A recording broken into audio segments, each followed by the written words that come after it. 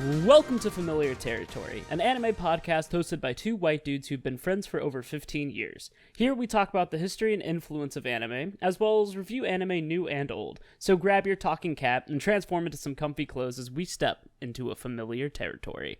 My name is Grant. And I'm Brantley. Heads up, spoilers on the way. Check the description, see if you're safe to listen. So we finally figured out what the fuck Blackrock Shooter was. We? Sort of. Maybe you. I'm still working it out. So, a couple weeks ago, I just tweeted out, what the fuck is Blackrock Shooter? And lo and behold, a lot of people seem to care about this show. Like, it's very popular. And so after some digging and after some watching, it's a fucking lot. Literally, like, it's not just anime, it's before that, games, music video, character art, fan art, like... It's whack shit. So let's go into I think we should talk about the history of Blackrock Shooter. Now, I'm no expert on the subject. In my research, I did manage to find out that there are a few people who are like archivists and historians for Blackrock Shooter, which is a whack shit thing. That is it's wild that that's a thing. Mm-hmm. Because you don't really see any historians or archivists for much other media, right? A lot of media that we watch is something that's always going to be there. You don't need an Utena archivist. You don't need a Madoka archivist. And for those that are around, they're usually more underground. It's like, oh, we got this like scan from a magazine where, it's like, hey, Utena preview for the next episode. Here's like a short blurb from the director, and then that's it. Right. It tends to be more of the interstitial material as opposed to like the literal source material itself. Right. And so when I don't remember what exactly spawned it, but Brantley mentioned that he saw an English music video of the ending, and we just could not, for the love of God, find it on YouTube. It's on YouTube. I eventually did find it, but I asked a Twitter BRS historian who goes by Blondie. They are at Concerned Blonde on Twitter, and they were very helpful. I didn't ask them too many questions, but they gave me what I asked for, which is perfectly good. So we started off by watching the OVA. I don't remember why we watched the OVA, because I don't think that was initially our plan to watch the OVA and then review it. I mean, I don't... Yeah, plan is like a very loose term here for how we approach Blackrock Shooter. It was more like a spontaneous movement. Yeah. Like, because I had seen the OVA before, and so it's like, hey, Blackrock Shooter got brought up. The OVA is like 40 minutes. Let's just watch it. It's been on the back burner anyways. And we watched it, and one of the things that came to our attention was the voice acting. Now, we watched the dub. We watched the dub of the OVA, not knowing that it was a fan dub. And we recently watched Cypher the animation, right? Or Cypher the video or something like that. Yeah, it has some weird documentary of how they found some like native English speakers to do the voices, but they were Japanese residents.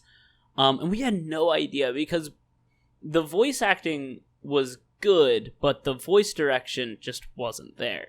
But one of the things we were like, whoa, they pronounced those Japanese names like exactly right. And so we had no idea what happened, where this came from, and that's where Blondie came in to help us. And they were like, oh, it's a fan dub. And we were like, what the fuck? Everything clicks into place all of a sudden. Just like, oh! Yeah. So we watched the fan dub, and I liked the OVA. I liked the OVA a lot more than the anime series. Me too.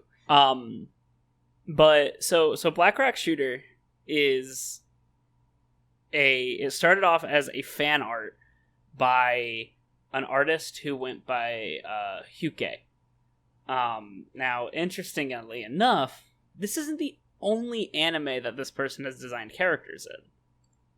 So let me find out this dude's real name.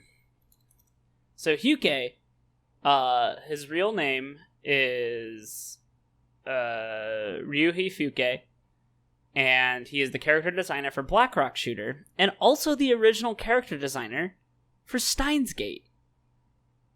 Oh. Yeah, whack shit, Okay. right? Like, this isn't so he posted Black Rock Shooter on Pivx first. Pixiv? Pixiv. Yeah, I don't know. Pixiv. And then Supercell, a Japanese pop band, really, really liked it. So they wrote the song, Black Rock Shooter. And so it went fan art, music video, then OVA, I believe. Mm-hmm. So that's how this shit started, right? It was literally someone drawing Goth Miku with a gun, and then a pop band was like, "Hey, I want to." A member of the pop band, Rio of Supercell, created the song Black Rock Shooter using Hatsune Miku Vocaloid, and then Hyuke joined Supercell, and then did the illustration and animation for the music video. And it was posted on a website called Niku Niku Duga, which is a Japanese video sharing service. And within 1 year, it released 2.2 million views. Which is impressive. It's whack shit, right? Like, yeah, because this is earlier internet, too. Like, this isn't the explosive stuff now where, something might catch up to millions or billions of views in a few weeks. Like, probably took some traction. And even then, like, yeah, they had to move fast to get that. Yes. Now some more whack shit. So after all this happens, the OVA gets started, right? Mm-hmm. And the OVA is directed by Yutaka Yamamoto, who was fired from his behavior on Twitter by Kyoto Animation. Oh. So Yutaka Yamamoto was the assistant director of Muntu 2 Beyond the Walls of Time, but he was the series production director of The Melancholy of Haruhi, and he was the full director of Lucky Star. Wow. For the first 4 episodes. Yeah, so he and so this is early. So he was fired from Kyoto, and then he joined Ordet, which is a Japanese animation studio. They haven't done much. They did assistant work first, right? Like helping out with stuff. Yeah, they haven't done anything since 2004, and honestly, the most popular thing I could think of would be Black Rock Shooter. Mm-hmm. So that's that's how it gets started. It's just this whack shit of literally just kind of spiraling into popularity, which is kind of neat because it's not like it's based off a manga or even a light novel. It's based off of a picture and a song, which is neat. But because of that, it's kind of, what's the word I want to look for? Aimless in what each Black Rock Shooter media wants to be. Mm-hmm. Oh, also the script of Black Rock Shooter OVA was Nagaru Tanigawa, who is the writer of Haruhi. Ah, okay, yeah. So like, there's star power in Black Rock Shooter, and honestly, I think the OVA does it a little bit better because not that I think the TV show is necessarily terrible. I just think it being 8 episodes was really, really awkward with how much it wanted to take on. Mm-hmm. And the script writer for Black Rock Shooter, let me get that name back, is actually also a pretty prolific writer. Now, obviously, my anime list is just a toxic motherfucking place who's just like, oh, they're a hack, she sucks, blah, blah, blah. But a lot of the stuff that I've seen of hers, a lot of people like. So she wrote Anohana. Her name is Mari Okada. She wrote Anohana, Toradora, Black Rock Shooter, She wrote Fate Stay Night. She wrote Kiznaiver too. So like pretty on par with what she normally writes, with, you know, like the teenage melodrama. And kind of like the growing up stuff. But I think that works. I think that works really well in the show. So this show has a whack history and so many fan projects and so many people that seem to be obsessed with it. And I kind of think because of how directionless Black Rock Shooter is as a media franchise, that allows people to kind of work with it a lot better in their own creative outlets. Oh, totally. Yeah. It reminds me of like, you know, how people will sort of latch onto like side characters in media and sort of fanfic them out to flesh them the rest of the way. Right.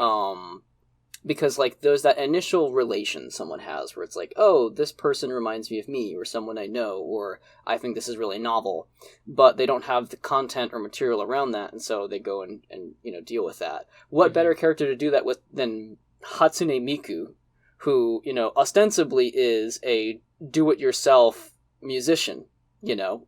Right. Like, she had, like, Miku obviously has, like, a cavalcade of, you know, music through her voice, but there's no one identity to it, to the point where people have their favorites of, like, oh, I like this Miku design versus that Miku design. Like, you know, I like racing Miku, and, you know, et cetera, et cetera. So, of course, Miku would be the one to have her Shadow the Hedgehog fan art become its whole entire entity, right? Right.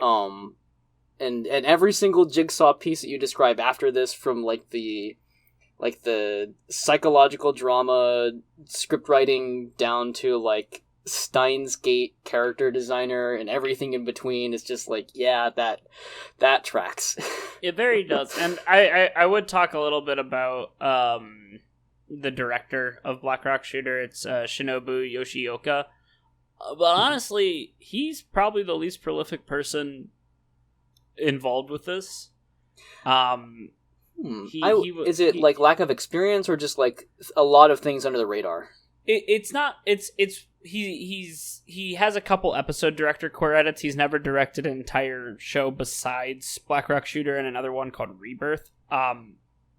He seems to be kind of like a jack of all trades kind of guy. He does key animations. He's done in like Fractal, Full Metal Panic, Toradora, Kanagi, Lucky Star. So, and Mushishi, he did key animations for one episode, which is like, okay.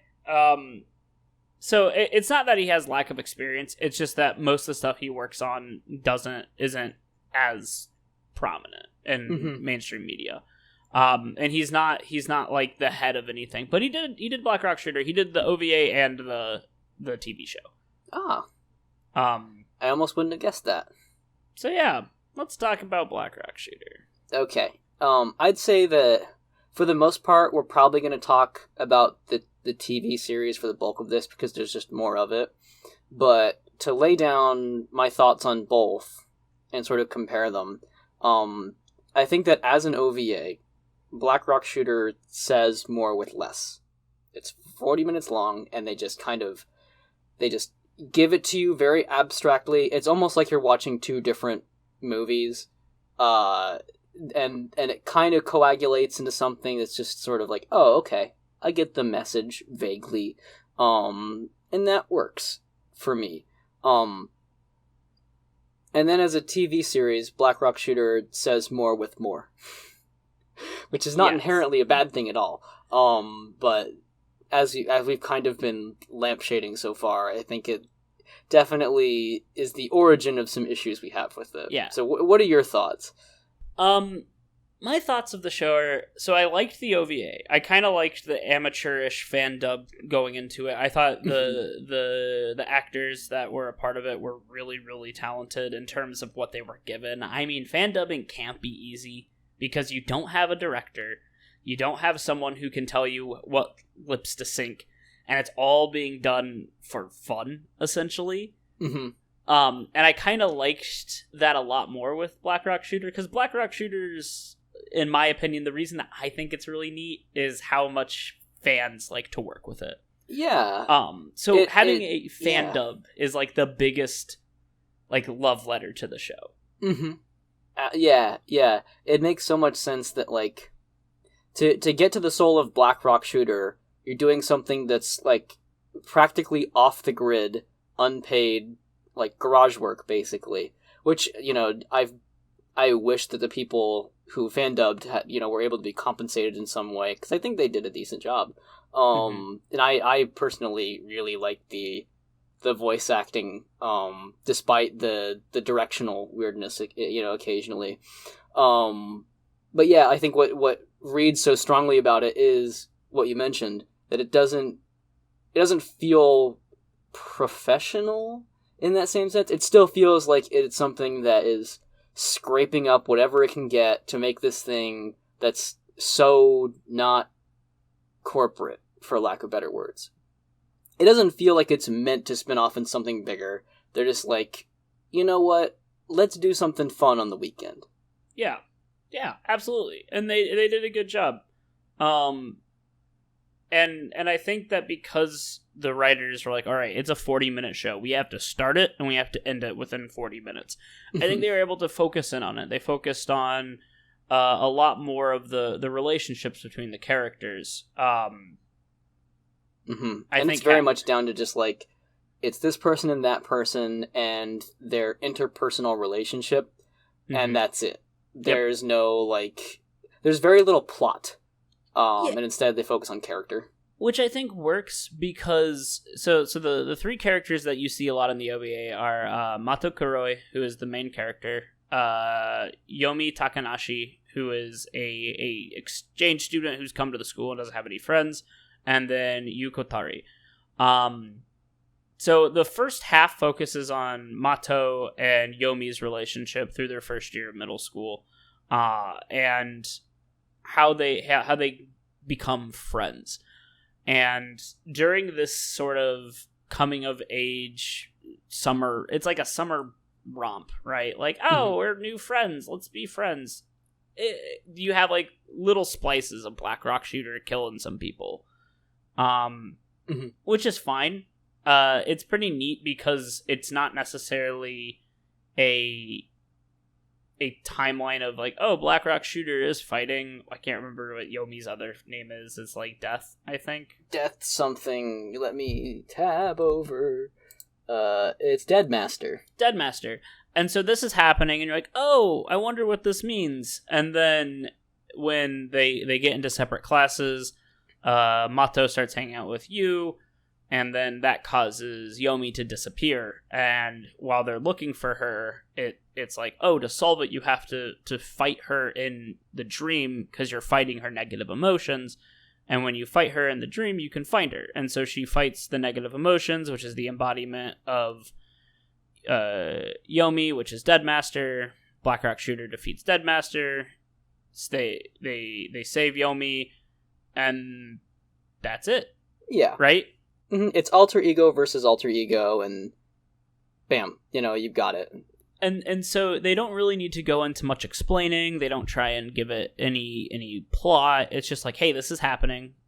Accept it and go for it. And it works. It really does. And then there's the anime.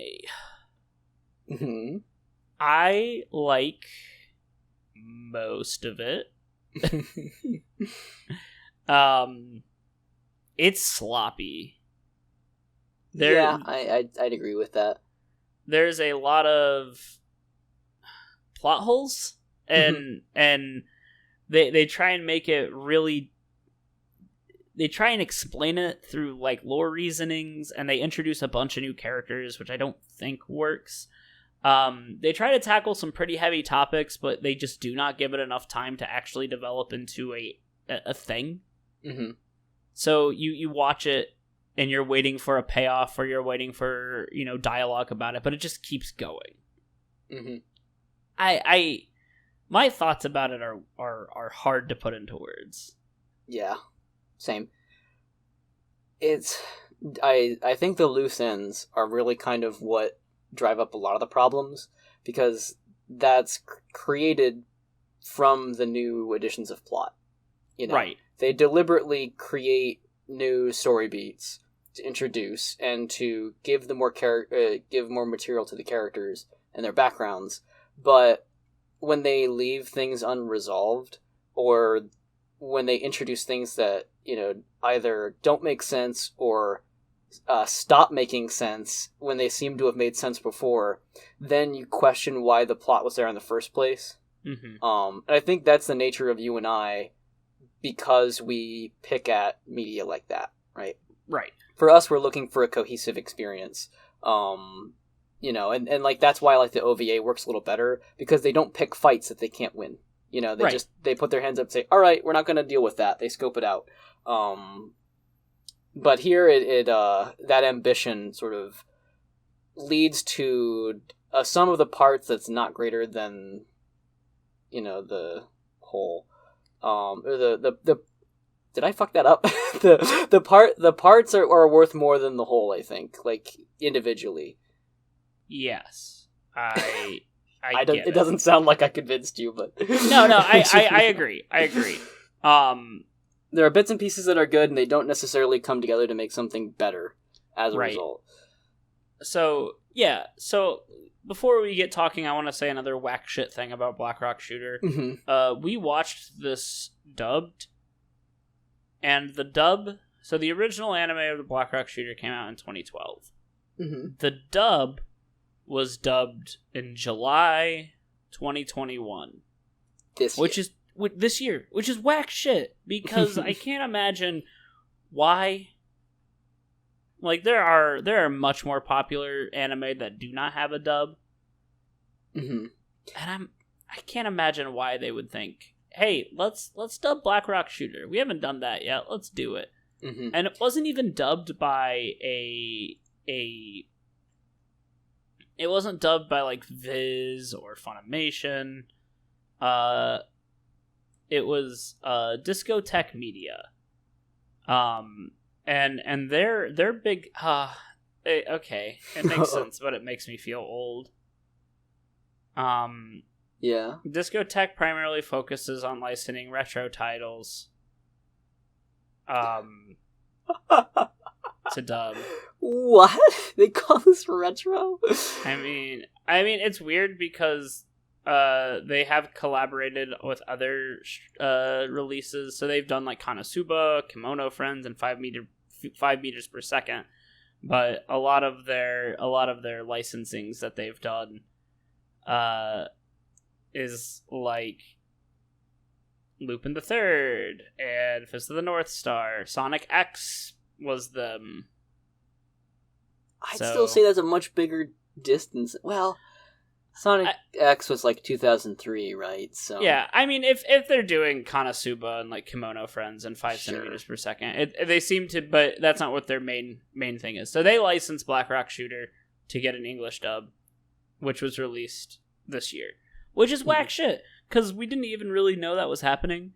We saw there was a dub, and we're like, oh, we'll watch the dub, because sometimes we just don't feel like reading.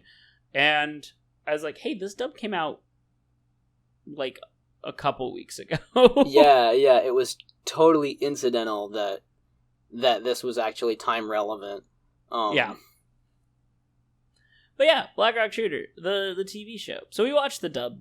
Honestly, I liked the dub. I liked the dialogue. My favorite parts were actually the slice of life stuff that was happening.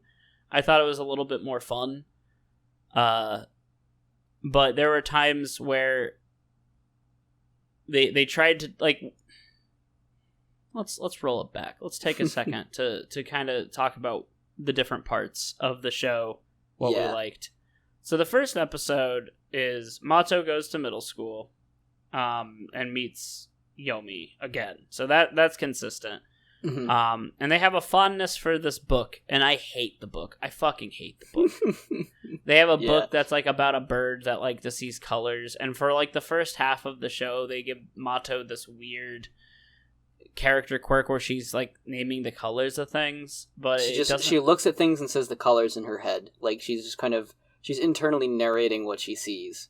which feels just a little out of touch for her age, and just kind of irrelevant. If she gave like poetic elements to it, like they do bring it back, but it's at literally the last, like halfway through the last episode, and even then, it's like at that point they've transformed that part of her into something new and gave it new meaning. So it's it's whack. Yeah.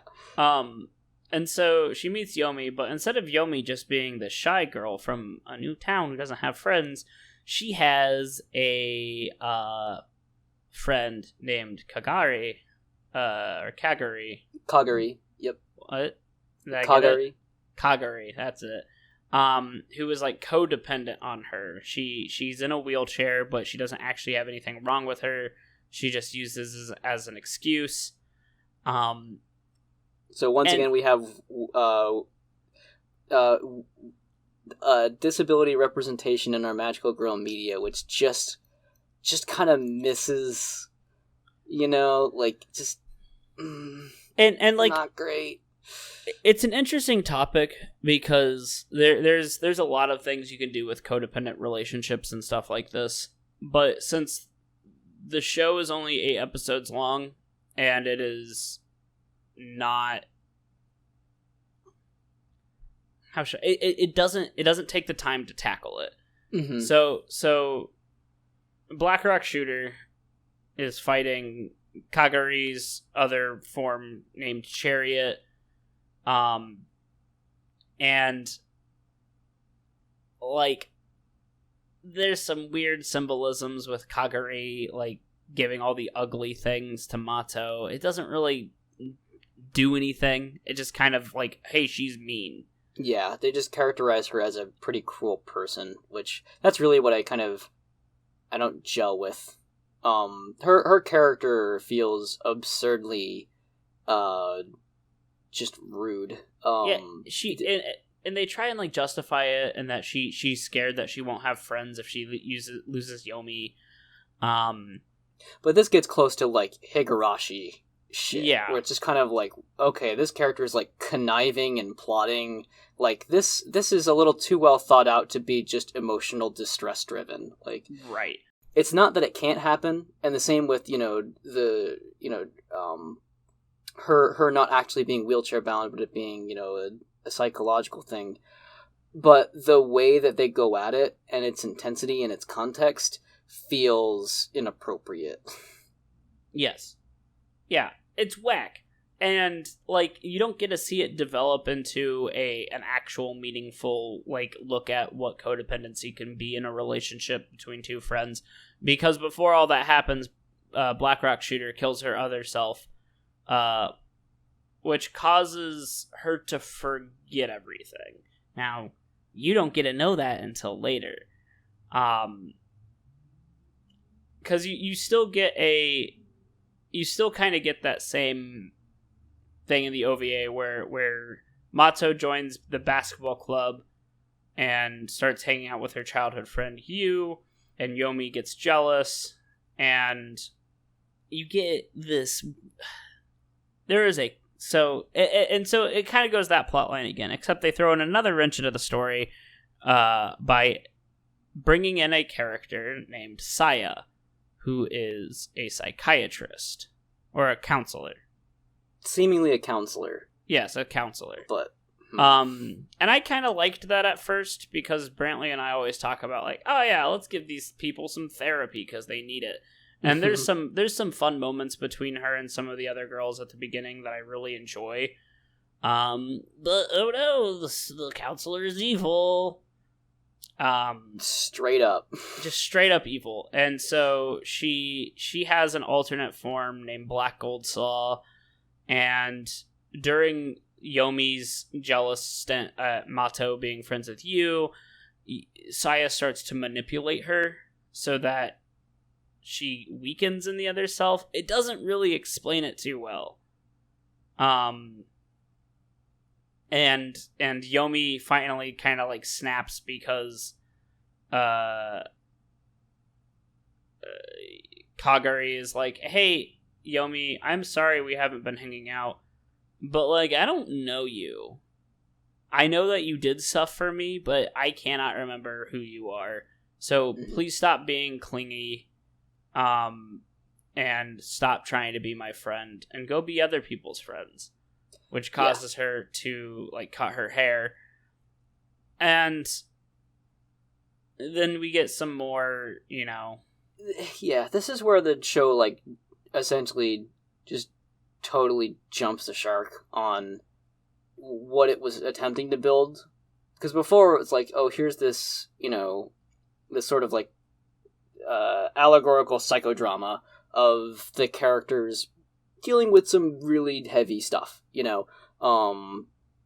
But then we start getting magic rules in the way, with Kagari losing her memory, and Saya interfering for, the purpose of, causing differences in the magical otherworld. And so now none of this stuff really lines up anymore. Because what's the real world equivalent to, your codependent partner, just totally forgetting you because your other friend fought her in a dream world and killed her. Like, yes. and so it's like, this is not a consolable situation because it's straight up magic now. Yes. And that kills the pacing. And because that she loses Kagari, Yomi's like, oh, will I even have any more friends? Which is a interesting route to take, honestly, because, it kind of goes to show that Kagari was not the only one that was dependent on Yomi, but Yomi was also dependent on Kagari, despite the fact that she was miserable. Mm-hmm. So it's like, oh, is there going to be any more deeper realization than this? No, because Black Rock Shooter kills Deadmaster, which makes Yomi forget everything. Mm-hmm. So it's whack. It doesn't feel satisfying. It doesn't feel like it means anything. And then also Saya is like, Mato's like, hey Saya, I need your help. And then Saya's like, hey, look, I could kill you. And she, like, tries to strangle her, and she's like, just kidding. And I'm like, what the fuck? Yeah, you'd get fired for that. Absolutely you would. But it doesn't mean anything, right? Mm-hmm. At this point, you think, okay, so Saya is just a straight up villain who's, like, feeding on the negative emotions of young girls. I guess I could get on board with that. But then it does another fucking switch where Saya and you, Mato's childhood friends, are actually the ones who were childhood friends. Saya and you were friends in middle school, and you was bullied all the time, and Saya became her friend. And then when Yu's house burned down, Saya thought that you burned her house down. And so she was like, I can't be your friend anymore because you don't trust me. And then Yu switches place with her inner person, Strength, and Strength becomes you in the real world, and you become Strength in the dream world. And that's whack shit, because the reason that Strength almost died is because I think she was almost killed by Black Rock Shooter. Yeah, that's as much as I could derive, so. And so since Strength is killed by Black Rock Shooter, that would mean that Black Rock Shooter was alive and killing people when Mato was like 6. Which doesn't make sense at all. And yeah. So and then it also doesn't make sense as how she didn't age, or how Strength didn't age, or when she came in. So now because, like, if Strength replaced you in the world, then you would have to go back to middle school as you, but she's Strength.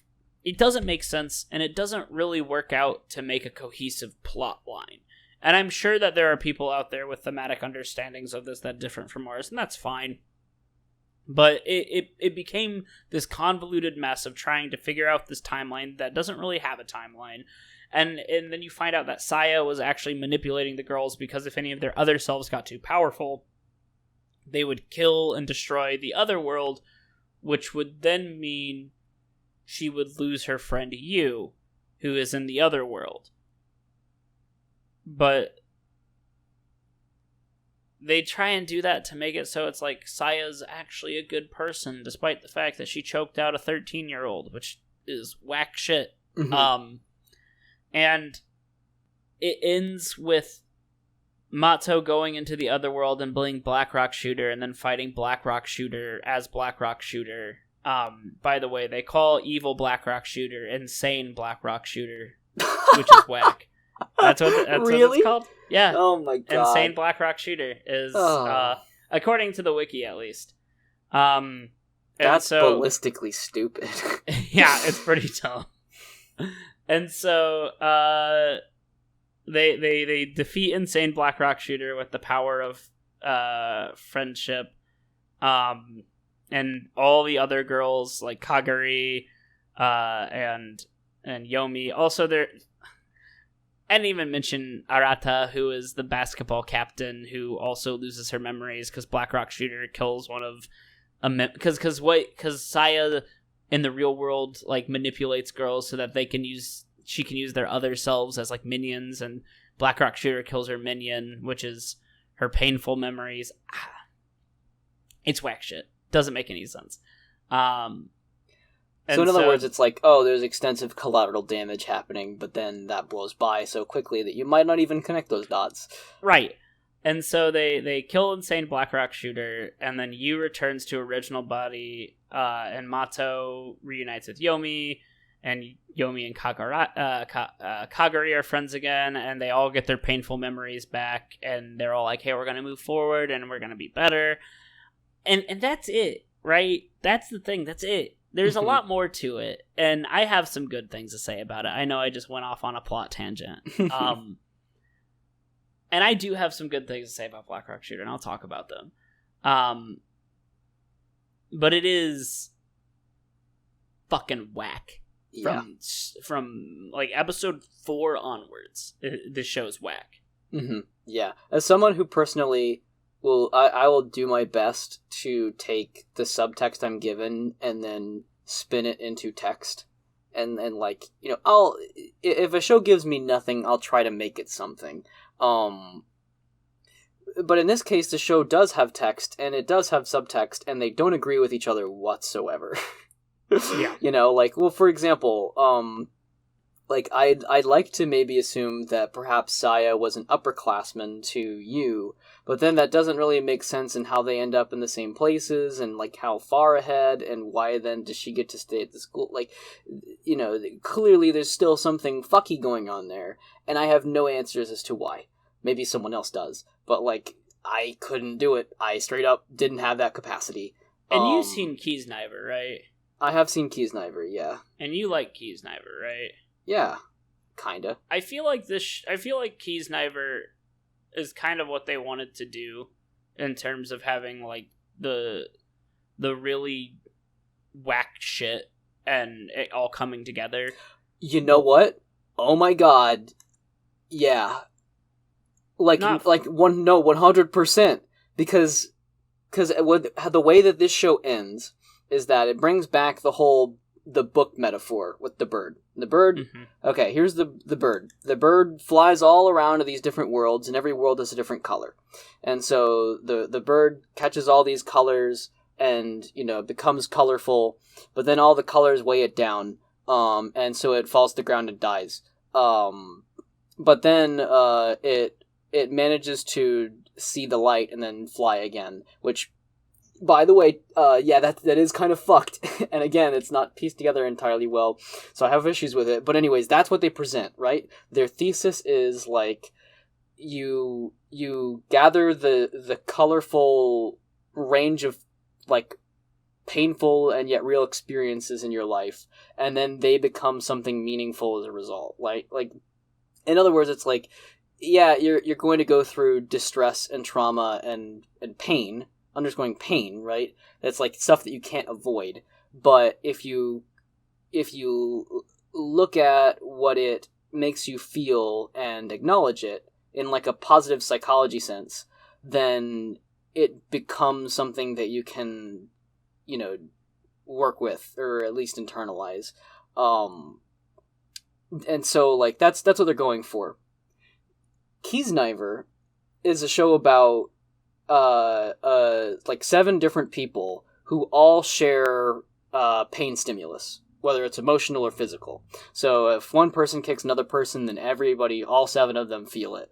And it's distributed. So, like, you know, someone can fall 2 stories down and everyone gets hurt, but it hurts less because it's been spread out across 7 people.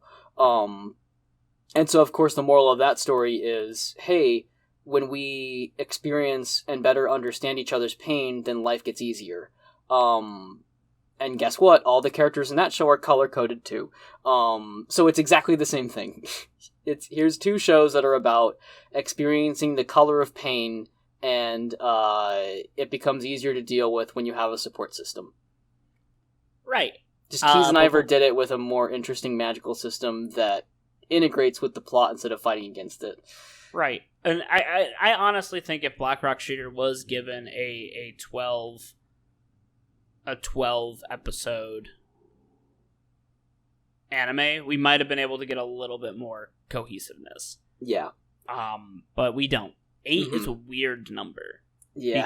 Because you gotta start your fucking wrapping up at like 6. Right? Which is halfway between a full anime. Honestly, It might have been good as a 24 episode series where you got to focus a little bit more on each individual problem instead of just being a rapid fire. Whose problem is it? Let's make them forget so we can move on from them. It tried to tackle a lot, and it just did not have the time.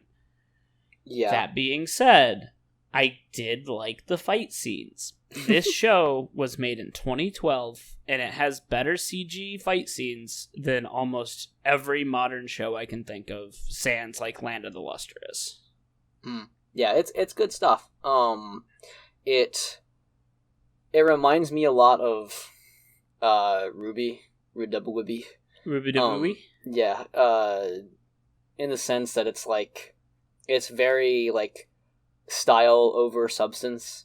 You know, these characters take a ton of punishment, and the cartoon physics are just whatever they need them to be, right? But it's all flashiness for the sake of like the emotional impact of like, wow, bang, zoom, like it's all focused on that. So, which is to say, yeah, it's doing its job. I wonder, there might be like some other like CG movies, like anime movies from that era that accomplish the same thing, and know that we're not comparing this to like your dime a dozen like Disney and DreamWorks movies, where like in Disney and DreamWorks movies, and you know Blue Sky and whoever else has like the money to pump into Western CGI, like obviously that has its own advantages, but it's not going for anime, you know.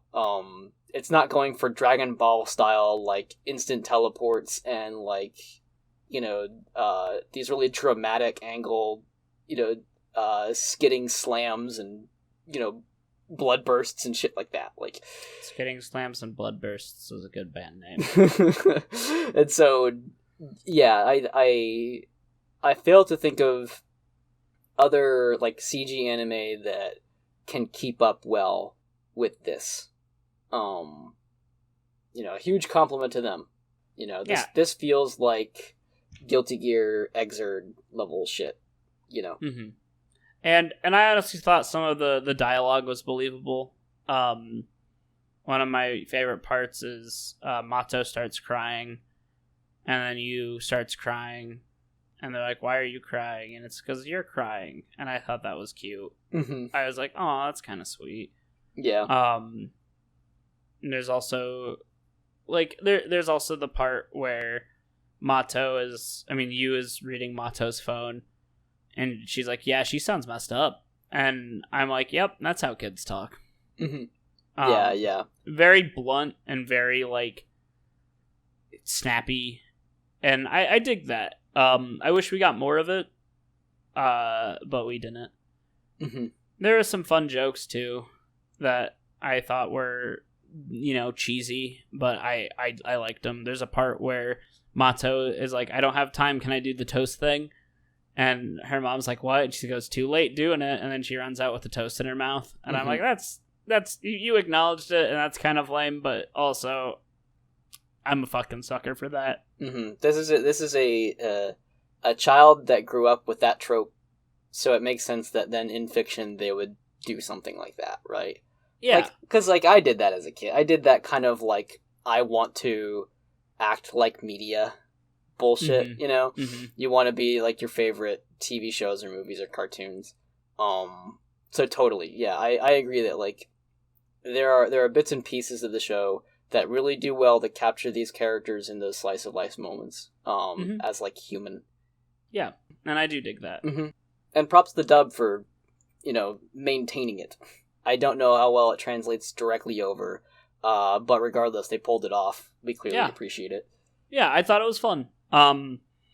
So, one of the other things... So, let me hear some character opinions by you. What are some of your character opinions?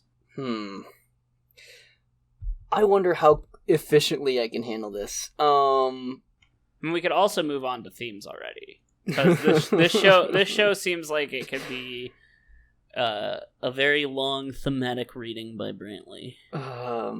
You might be surprised. Okay, here's my thoughts on the characters.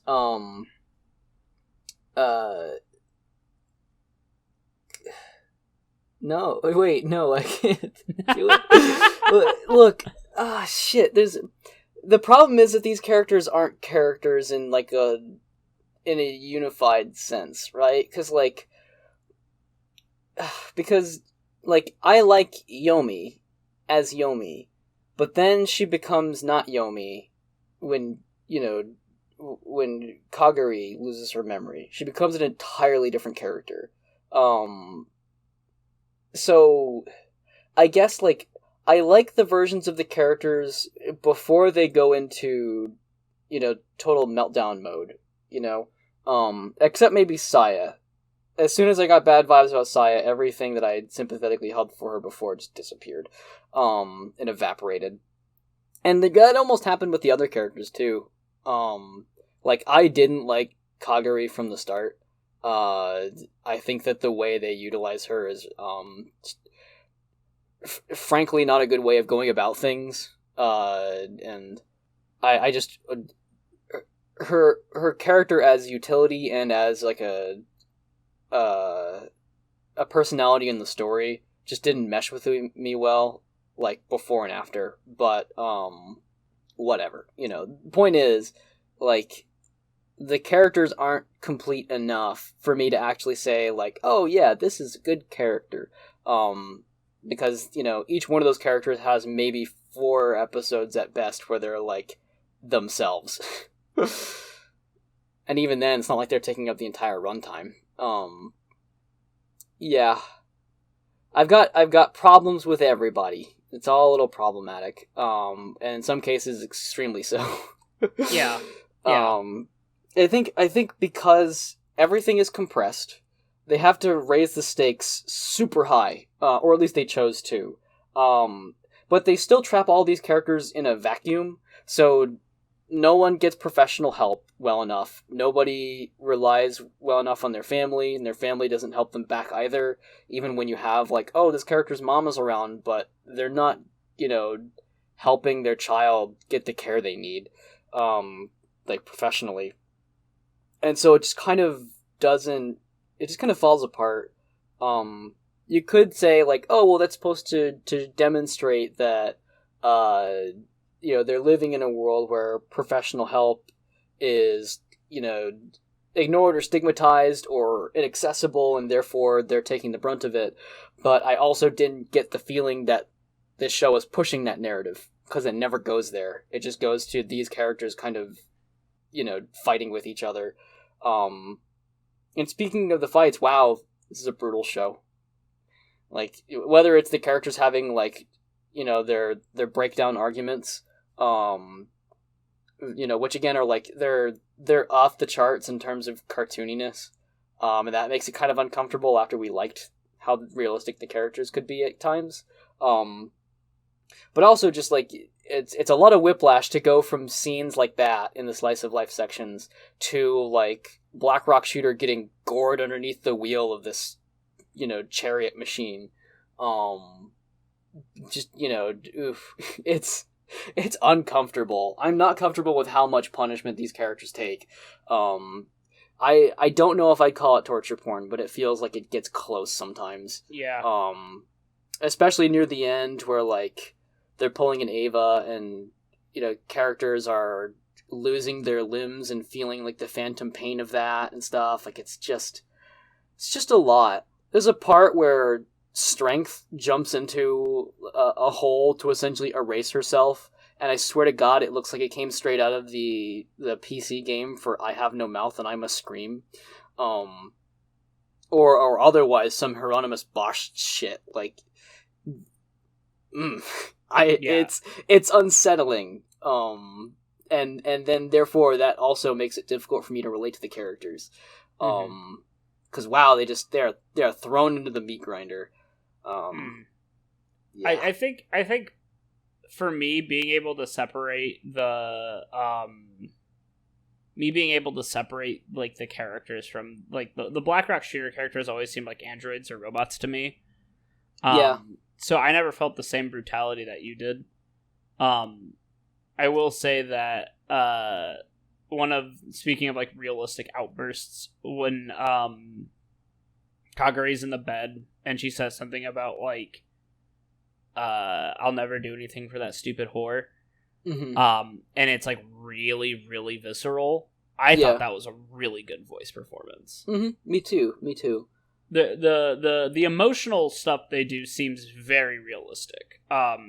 Not necessarily all the time, but when they get it right, they get it right. Yeah, I think it's the connecting tissue that seems to cause problems, right? Because like once they get around to Kaguri like being opened up, and you hear where that trauma's coming from, then it's like, okay, I feel sympathy towards this character. I understand where what the concept was, but up until then they're very silent about what she's dealing with, and she's so well guarded with it that it just seems like that they are cashing in an anime stereotype of like, wow, wacky delusional girl who's really mean and abusive. It's it unfortunately leans so hard in to the repression aspect of this, magical or otherwise, that you assume that it's just bad anime writing because you've seen that before. Right? You've seen the dozens of countless bad examples of psychosis. And so it's like, well, it's one of these, and then it's not exactly, but mileage may vary on whether or not the development of those characters will come back around for you. Yep, I'd agree with that. I think that you don't get enough of what you want, and that can suck sometimes. Oh, speaking of that, speaking of not getting enough of what you want, they 100% didn't drop the potential like lesbian love thread, but they didn't capitalize on it. Yeah, and I didn't have my hopes up, but I just thought I'd mention it because they played into it pretty strongly in the anime at first. Yeah, they could have had something with it, but sadly that wasn't their goal. Oh well. Yeah, if it wasn't played into, because like even Yu teases Mato about it and she doesn't like say no, you're like, oh man, maybe, and then they don't. But Yu definitely puts her head very close to people so they can see the dream world, but for a split second I was like, are they gonna kiss? Oh, they didn't, which is fine, but you know us, that's we love that representation. Yeah. Maybe that's appropriate though. That once again it falls into the laps of fans to make that happen. Right. And do you have any thematic readings for Black Rock Shooter that you want to talk about? No thanks. All right. I'm kidding. But just know that what I'm going to try to draw from this is not easy. Here's what I'm gonna do. I'm gonna first try to summarize what they think the themes are, or sorry, what I think they think the themes are, and then I don't really have my own themes because I don't think it comes together. So here we go. By the end, which it kind of takes all the way to the end for this to actually, become a thing, it becomes apparent that they're trying to say, hey, pain isn't black and white. You're in this literally black and white checkerboard world where nobody talks about their problems, they just beat the shit out of each other over it. But in the final engagement between Mato and the insane Blackrock shooter, she has this whole, she once again brings back the bird book and gives these platitudes about feeling pain through different colors. So it's like, the red of fury and the purple of this or that, and so essentially what she's trying to elaborate is that, when you go through pain, it can be important to try to learn from it.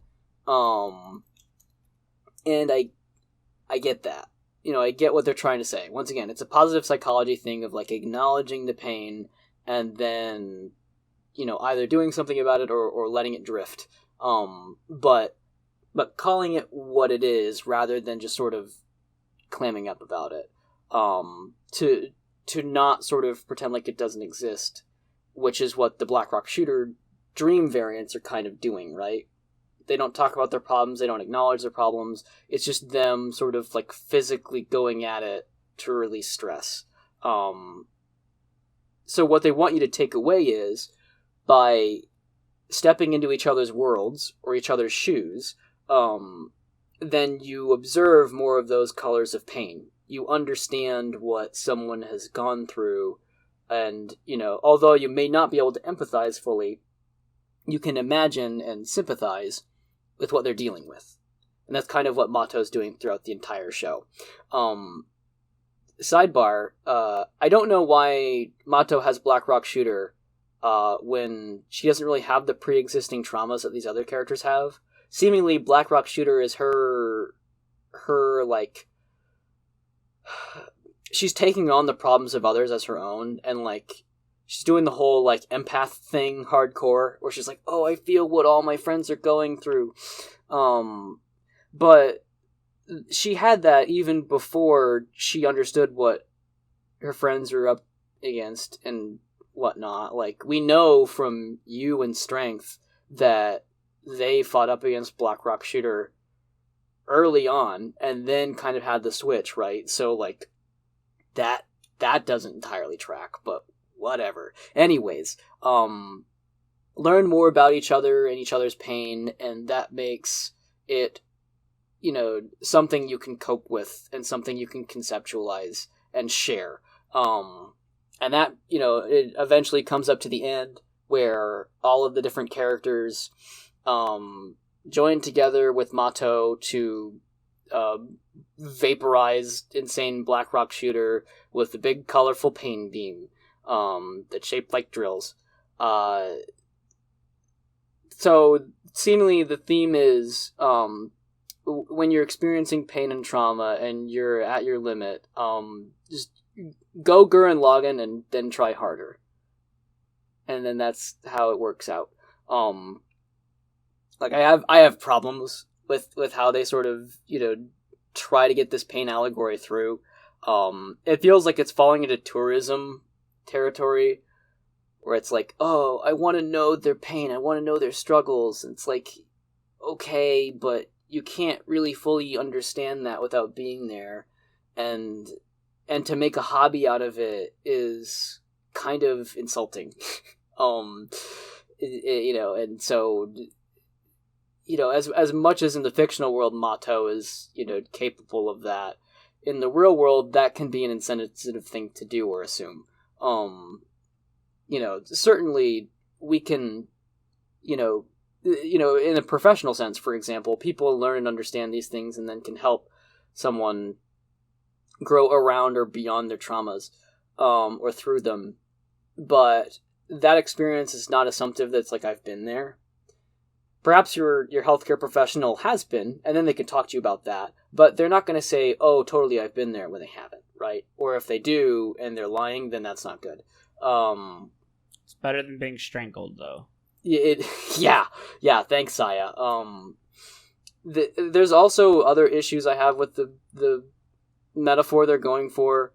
When Mato is at her limit, she remembers that after the bird has collected all of its colors and then like dies, it essentially it's like reborn by flying into the light, which is like a weird like potential U-turn into like suicide territory, which doesn't happen, but like the fact is that we already have a cultural indicator of walk towards the light being death, right? And the bird was dying, so it's a weird case where this like cultural artifact gets used for something entirely opposite, and it doesn't track because the way that Mato utilizes that is to just push harder again at the very end and think of her friends. So that again just kind of falls apart. Whew, I think the real takeaway is that there are professionals who can help you, and individualizing your problems hardcore is, possible, but not the greatest way of going about things. Yes, a support system is important, but all of these things kind of have to play into each other, right? It requires some personal work. It requires support from friends and family. It requires, the aid of experienced professionals and people with, knowledge behind this stuff and history, to all sort of, help us get through it. But then that just turns into the usual bland, like, help each other, and that's good. Yeah. So, yeah. Yep. Oh my god. That's pretty good. I think you did a good job. You did a better job than I would have done. Would you mind if I quickly have a little release of my own? Yeah.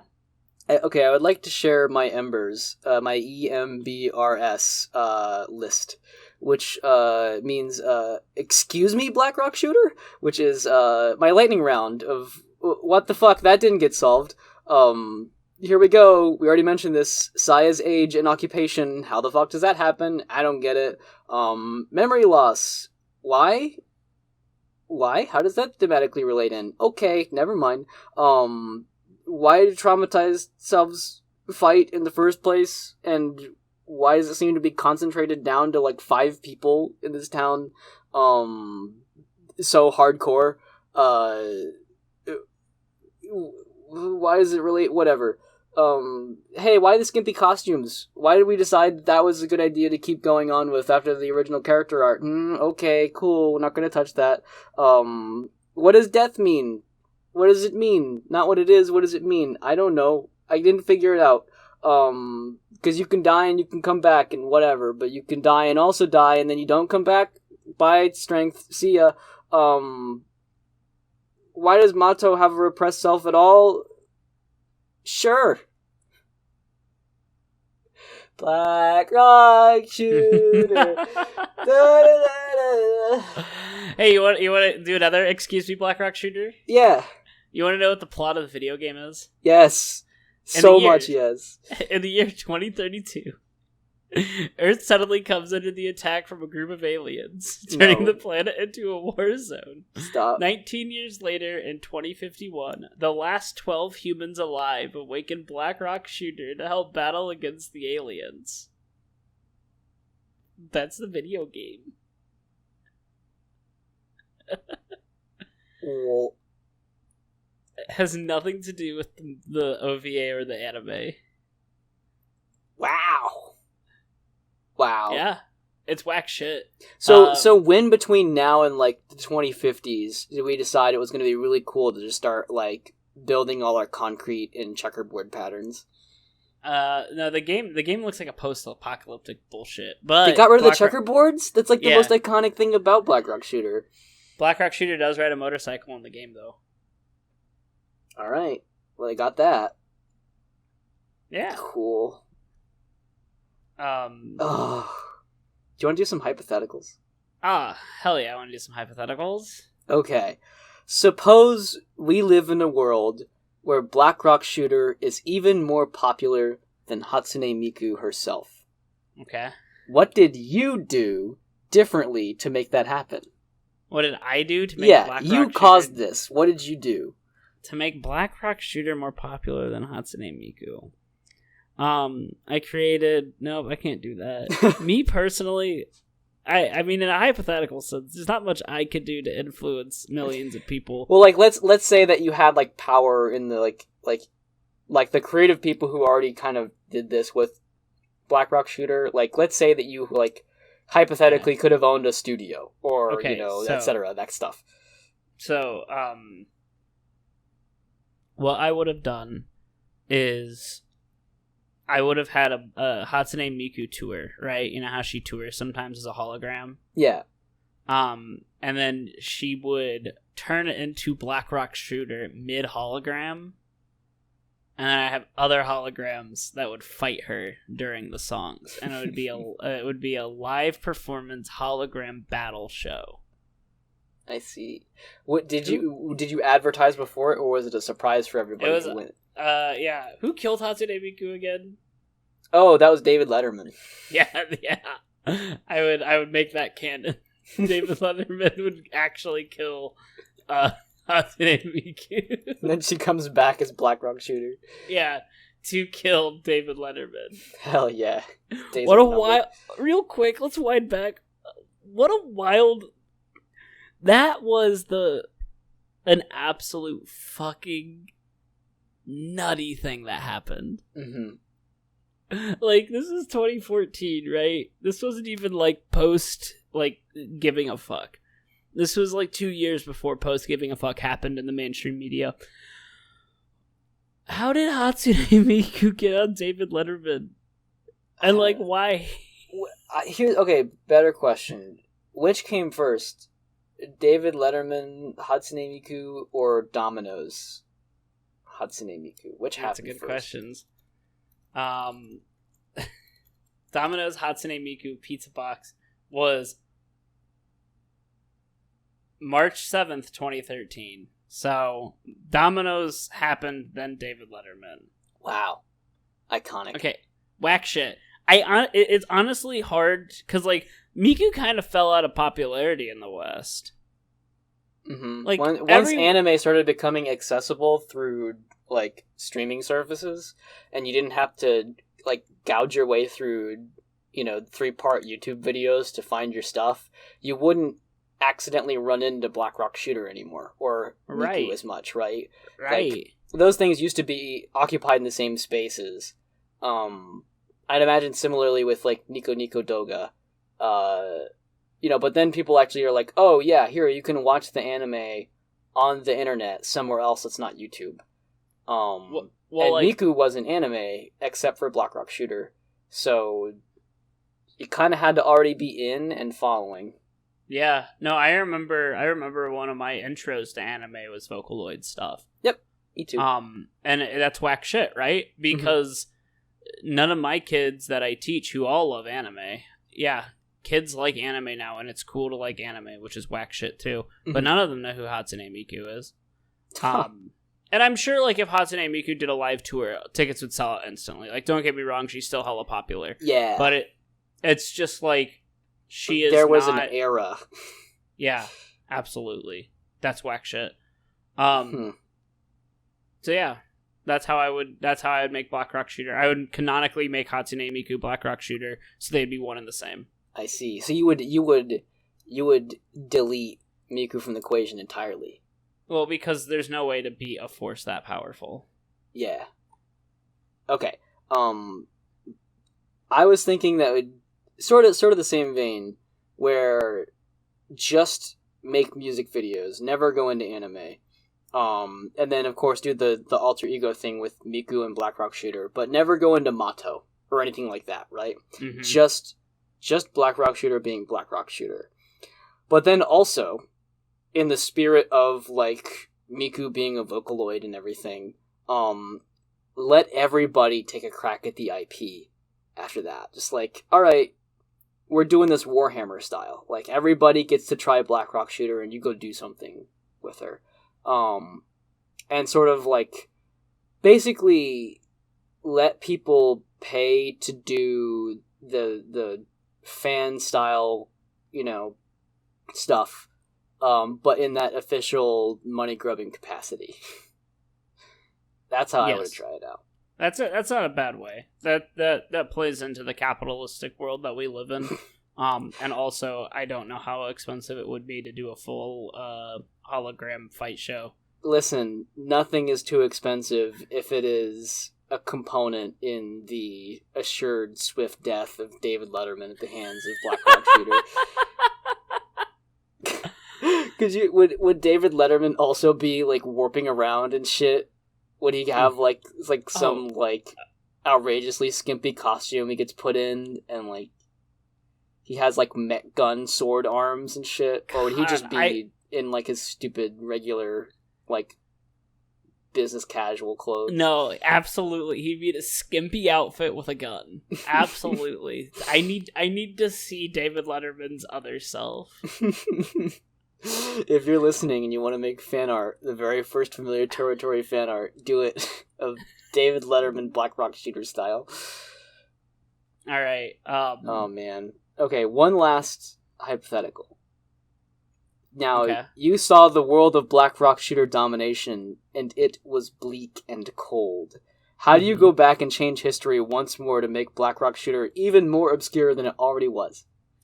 I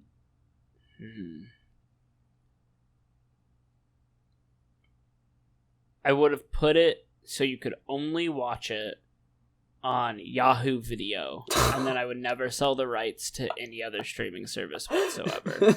And I'd hire an army of lawyers to DMC take down it if it's ever hosted on the illegal streaming site. You'd have to watch it on Yahoo Video or buy a very, very limited release Blu-ray. Is Yahoo Video even a thing, or are you making that up? No, it's real. It's what the Season 6 community aired on. Oh, is Yahoo Video still going, or did they shut it down? Absolutely not. It's gone. Okay. Yahoo Video got to stream Season 6 of Community, and everyone watched it, and then once they finished, they did not watch anymore. Yahoo Video.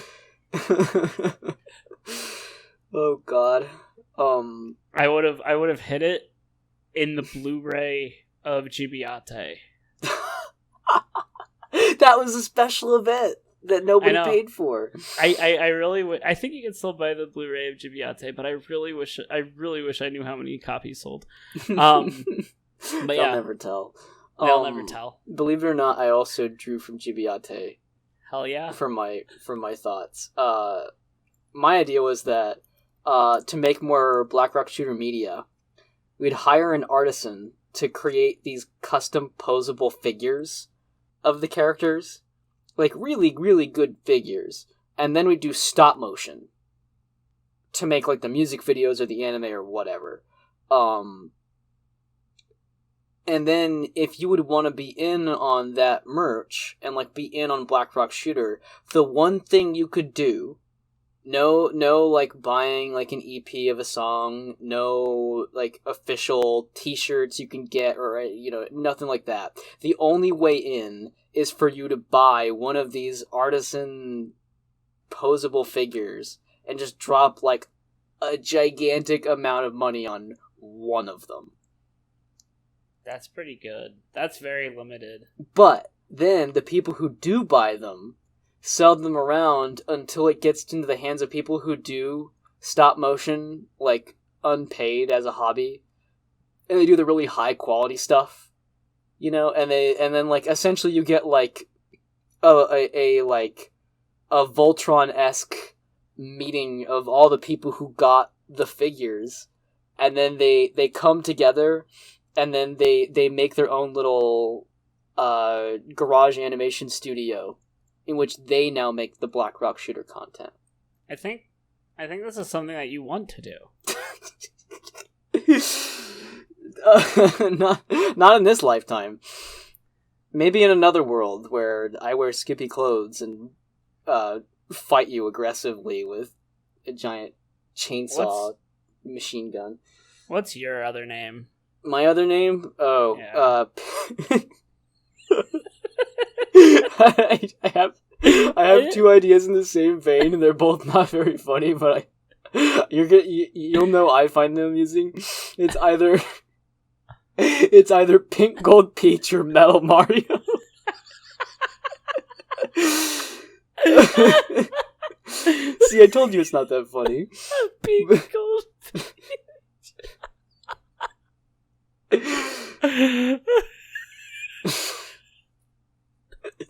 Mine's Yellow Piss Killer.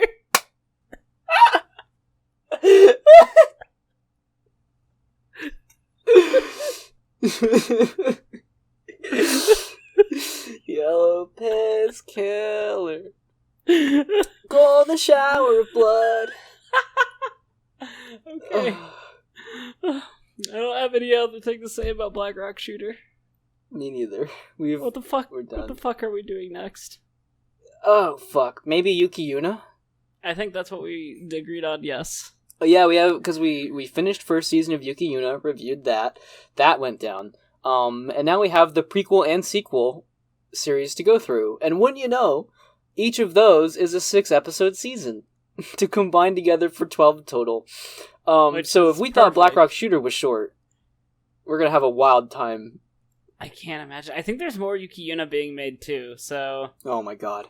Yeah. So Yuki Yuna is next. Alright. Thank you for listening to our incredibly wild review of Black Rock Shooter. The OVA and anime. I know people tend to like separate everything for Black Rock Shooter into like themes and stuff. So if you liked what you listened to, check out our other stuff. We just did a Revolutionary Girl Utena video. I really liked it. Our Megalobox video is really good. Those two are really long though.